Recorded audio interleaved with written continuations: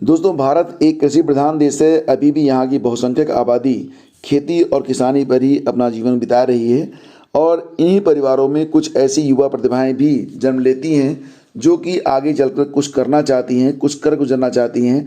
उनके अंदर साहस भी होता है करने का और प्रतिभा भी होती है, लेकिन आड़े आती है उम्र सीमा। दोस्तों, क्योंकि यहाँ पर प्रॉपर कोई भी गाइडेंस उपलब्ध नहीं होता है, तो धीरे धीरे उनकी जो उम्र होती है कब 30 वर्ष हो जाती है पता नहीं चलता है। और यही कारण होता है कि सही जानकारी के अभाव में उम्र तो बढ़ जाती है, लेकिन आगे चलकर वो अपनी तैयारी को जारी भी रखते हैं। और अगर आपने देखा होगा तो राज्य स्तरीय सिविल सेवाओं की जो परीक्षाएं होती हैं उसमें ज़्यादातर जो अभ्यर्थी होते हैं, उनमें जो सफल अभ्यर्थी होते हैं उनमें 30 साल से अधिक उम्र के युवा भी आपको देखने को मिल जाएंगे। बहुत सारे युवा तो ऐसे भी होते हैं जो 35 साल के बाद सिविल सेवाओं में सफल होते हैं और ऐसा देखा गया है कि ये युवा अपने गांव में रहकर ही तैयारी करते हैं। तो धीरे धीरे ही सब चीज़ें होती हैं, यानी कि जो उम्र सीमा होती है अगर ये आड़े आने लगी तो ऐसी प्रतिभाओं को अपनी प्रतिभा दिखाने का, अपने सपनों को सच करने का अवसर नहीं मिलेगा। तो यहाँ पर सरकारी सेवाओं में उम्र सीमा घटाई तो कहाँ जाएंगे 30 से ऊपर वाले। ये एक आर्टिकल आज के न्यूज़पेपर में है। कल के न्यूज़पेपर में भी ऐसी खबरें आई थी जिसमें कहा गया था कि एक कमेटी का गठन किया गया था। कमेटी ने सिफारिश की है कि जो सरकारी नौकरियां होती हैं समूह की, उनमें सेट के माध्यम से होनी चाहिए भर्तियां। और दूसरी बात ये कि 40 के बजाय 30 वर्ष उम्र सीमा कर देनी चाहिए। दोस्तों, ये जो कमेटियां होती हैं वो अपनी राय अपने हिसाब से रखती हैं, लेकिन इनको लागू करना सरकारों के हाथ में होता है। और बहुत सारी चीज़ें होती हैं जिसको देखते हुए ये कहा जा सकता है कि उम्र सीमा न घटाई जाए तो सबसे बेहतर होगा और उम्र सीमा घटाने पर विचार नहीं करना चाहिए।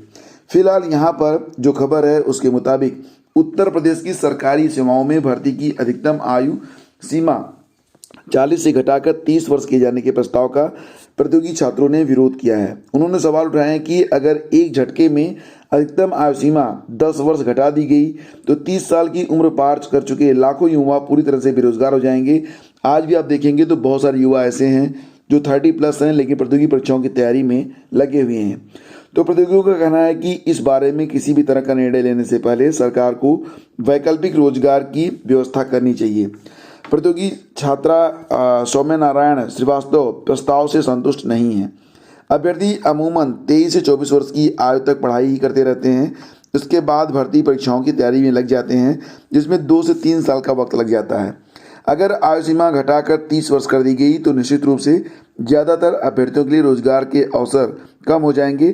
प्रतियोगी छात्र संघर्ष समिति के अध्यक्ष अवनीश पांडे और मीडिया प्रभारी प्रशांत पांडे का कहना है कि ग्रामीण पृष्ठभूमि से जुड़े विद्यार्थी अपनी जो प्रारंभिक शिक्षा होती है वो देर से शुरू करते हैं।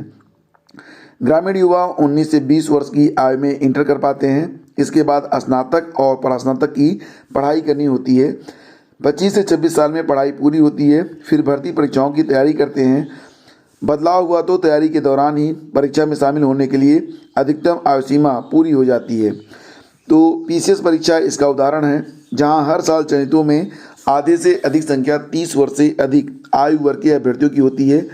शोध छात्रा अलका और प्रतियोगी छात्र शिल्पी स्वरूप का कहना है कि अमूमन प्रतियोगी छात्र शुरुआत में किसी भी तरह की सरकारी नौकरी की तलाश करते हैं ताकि उन्हें स्थायित्व मिल सके और इसके बाद पीसीएस जैसी बड़ी भर्तियों में शामिल होते हैं। आयु सीमा कम किए जाने से सरकारी नौकरी पाने का सपना ज़्यादातर युवाओं के लिए सपना ही रह जाएगा। तो दोस्तों, यहाँ पर जो कल रिपोर्ट आई है उसके अनुसार जो अभ्यर्थी हैं वो अपनी बात रख रहे हैं कि उम्र सीमा घटाई नहीं जानी चाहिए और ये बात बिल्कुल सत्य भी है। आगे बढ़ते हैं, चलते हैं अगली खबर पे। तो वंचितों को मौका देने के पक्ष में नहीं है केंद्र। तो जैसा कि आप लोग जानते हैं 2020 जो कि एक कोविड-19 काल रहा, तो इस दौरान जब आईएएस यानी कि यूपीएससी की परीक्षा हुई थी, प्रारंभिक परीक्षा, उसमें बहुत सारे लोग परीक्षा में शामिल नहीं हो पाए थे।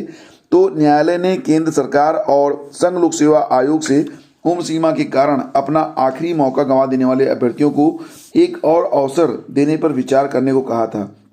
तब पीठ की जानकारी दी गई थी कि इस संबंध में औपचारिक फैसला केवल डीओपीटी ही ले सकता है। फिलहाल फ्रेंड्स, यहाँ पर खबर ये है कि केंद्र ने शुक्रवार को उच्चतम न्यायालय को बताया कि वह पिछले साल महामारी के कारण यूपीएससी द्वारा आयोजित परीक्षा में शामिल नहीं होने से अपना आखिरी मौका गंवा देने वाले अभ्यर्थियों को एक और अवसर देने के पक्ष में नहीं है। तो न्यायमूर्ति AM खानविलकर के नेतृत्व वाली पीठ ने कार्मिक और प्रशिक्षण विभाग यानी कि DOPT की तरफ से पेश अतिरिक्त सॉलिसिटर जनरल SV राजू के निवेदन का संज्ञान लिया। अतिरिक्त सॉलिसिटर जनरल ने पीठ से कहा कि हम एक और अवसर देने को तैयार नहीं हैं, मुझे हलफनामा दाखिल करने का समय दीजिए। कल यानी कि गुरुवार रात मुझे निर्देश मिला है कि हम इस पर तैयार नहीं हैं। पीठ में न्यायमूर्ति BR गवई और न्यायमूर्ति कृष्ण मुरारी भी थे। पीठ ने सिविल सेवा की अभ्यर्थी रचना सिंह की याचिका को 25 जनवरी के लिए सूचीबद्ध किया है और केंद्र से एक हलफनामा दाखिल करने को कहा है। इससे पहले सॉलिसिटर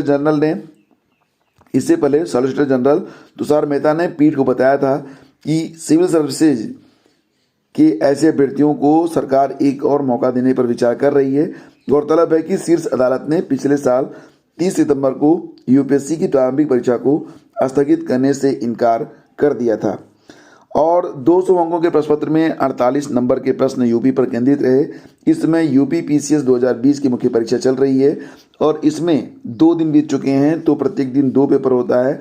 सभी पेपर जो हो रहे हैं वो डिस्क्रिप्टिव हो रहे हैं, यानी कि निबंधात्मक रूप में लिखना होता है। तो पहले दिन हिंदी का पेपर हुआ, सेकेंड मीटिंग में निबंध का पेपर हुआ और कल GS का पहला और दूसरा पेपर संपन्न हुआ है। आज तीसरा पेपर होगा और चौथा पेपर होगा। इसके बाद 25 तारीख को जो एक ऑप्शनल सब्जेक्ट होता है उसके 2 पेपर की परीक्षा करवाई जाएगी। फिलहाल फ्रेंड्स, ये जो क्वेश्चन पेपर हो रहे हैं, अगर इसको आप देखना चाहते हैं, इसको कलेक्ट करना चाहते हैं, तो आप हमारी वेबसाइट studyvithgyanprakash.com पर विजिट कर सकते हैं। वहाँ पर आपको क्वेश्चन पेपर मिल जाएगा और आप ये जान पाएंगे कि इस बार परीक्षा में क्या क्या पूछा गया है। तो इसके साथ ही 2019 की जो मुख्य परीक्षा हुई थी उसके क्वेश्चन पेपर भी आपको studyvithgyanprakash.com पर अवेलेबल करवा दिए गए हैं। तो सम्मिलित राज्य प्रवर अधीनस्थ सेवा यानी कि PCS मुख्य परीक्षा 2020 के दूसरे दिन शुक्रवार को 2 पालियों में सामान्य अध्ययन प्रथम और सामान्य अध्ययन द्वितीय के 200-200 अंक के 2 पेपर हुए हैं। प्रथम प्रश्न पत्र में उत्तर प्रदेश पर केंद्रित सवाल अधिक रहे। पेपर की प्रकृति देखने से स्पष्ट है कि अभ्यर्थियों के व्यवहारिक और समसामयिक ज्ञान का परीक्षण किया गया। योजनाओं से जुड़े सवाल न के बराबर रहे। प्रथम प्रश्न पत्र में कुल 200 अंकों के पेपर में तकरीबन 1/4 या 48 नंबर के प्रश्न यूपी पर केंद्रित रहे। तो यहाँ पर आप देख सकते हैं कि दूसरे दिन 88.40% अभ्यर्थी उपस्थित हुए। लगभग 31 और अभ्यर्थियों ने पहले दिन की अपेक्षा परीक्षा को छोड़ दिया है। तो बहुत सारे लोग परीक्षा को छोड़ भी रहे हैं, लेकिन उपस्थिति तब भी काफ़ी अच्छी है। 88% के आसपास लोग उपस्थित हैं। तो संख्या को देखते हुए उपस्थिति कम नहीं मानी जाएगी। वहीं पर उत्तर प्रदेश लोक सेवा आयोग के बहाने प्रतियोगी छात्र प्रदेश सरकार पर हमलावर हैं। आयोग की कार्यप्रणाली का विरोध करने वाले प्रतियोगी छात्र जो हैं वो सरकार को घेर रहे हैं। इंटरनेट मीडिया में ज़रा याद करो वादा नामक मुहिम चलाई जा रही है। ट्विटर, फेसबुक और व्हाट्सएप ग्रुप में भाजपा नेताओं के 2016 और 2017 में दिए गए भाषणों वाला जो वीडियो डाला जा रहा है उसमें वह सरकार बनने पर आयोग का समस्त भ्रष्टाचार खत्म करने का वादा कर रहे हैं। इसके साथ PCS यानी कि सम्मिलित राज्य प्रवर अधीनस्थ सेवा परीक्षा 2018 के कुछ अभ्यर्थियों का अंकपत्र भी पोस्ट किया जा रहा है, जिसके अंकों में काफ़ी विषमताएं हैं। प्रतियोगी इसके जरिए PCS 2018 में धांधली होने का आरोप लगा रहे हैं। UPPSC ने 19 जनवरी को PCS 2018 के अभ्यर्थियों का अंकपत्र जारी किया था। उसे देखकर अभ्यर्थियों ने परीक्षा में स्केलिंग नहीं होने का आरोप लगाना शुरू कर दिया था। तर्क दिया जा रहा है कि स्केलिंग होने पर दशमलव में अंक आता है, लेकिन इस बार वैसा नहीं है। क्षैतिज आरक्षण में नियमानुसार लागू न होने का आरोप लगाया जा रहा है। इंटरनेट मीडिया में मुहिम चलाने वाले प्रतियोगी छात्र संघर्ष समिति के अध्यक्ष अवनीश पांडे का कहना है कि आयोग के मनमाना निर्णय से हजारों प्रतियोगियों का भविष्य चौपट हो गया है। संघ लोक सेवा आयोग की तर्ज पर UPSC नियम तो बना रहा है, लेकिन अनुरूप अभ्यर्थियों को सहूलियत नहीं दी जा रही है। यह मनमाना निर्णय बर्दाश्त नहीं होगा। कहा कि हम सत्ता में बैठे भाजपा नेताओं को उनका वादा याद दिला रहे हैं। वहीं आयोग सचिव जगदीश का कहना है कि PCS का परिणाम नियमानुसार जारी किया गया है।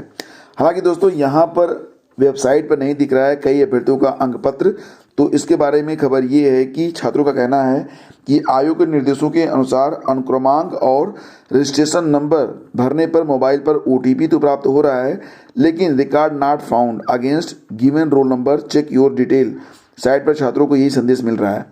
प्रतियोगी छात्र संघर्ष समिति ने भी मांग की है कि इस मामले का संज्ञान लेते हुए निवारण किया जाए। सचिव जगदीश का कहना है कि जिन छात्रों को समस्या आ रही है वो ईमेल से अपनी शिकायत भेज दें, शनिवार तक निराकरण कर दिया जाएगा। और पीसीएस प्री 2020 का रिजल्ट और पदों का ब्यौरा भी तलब किया गया है कोर्ट के द्वारा। तो इलाहाबाद हाई कोर्ट ने लोक सेवा आयोग से पीसीएस प्रारंभिक परीक्षा 2020 की परीक्षा परिणाम और इसे तैयार करने राज्य सरकार द्वारा दिए गए पदों की संख्या का ब्यौरा तलब किया है। आदेश न्यायमूर्ति सुनीता अग्रवाल ने महेश सिंह व अन्य की याचिका पर दिया है। याचिका में प्रारंभिक परीक्षा के संशोधित परिणाम को चुनौती देते हुए कहा गया है कि संशोधित परिणाम जारी करने में पारदर्शिता नहीं बरती गई और पहले से चयनित अभ्यर्थियों को संशोधित परिणाम में बिना कोई कारण बताए बाहर कर दिया गया है।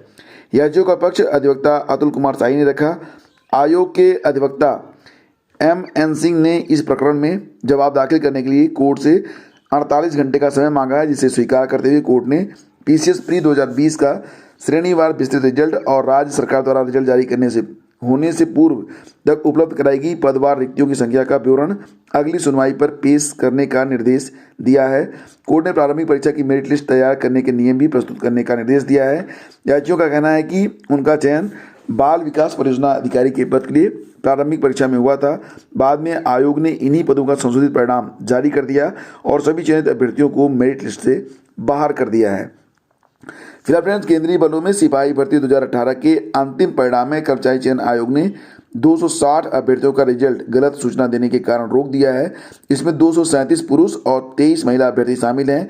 कर्मचारी चयन आयोग की ओर से गुरुवार को जारी सिपाही भर्ती परीक्षा 2018 के परिणाम में 54,411, इसमें 8,103 महिला और 46,308 पुरुष हैं।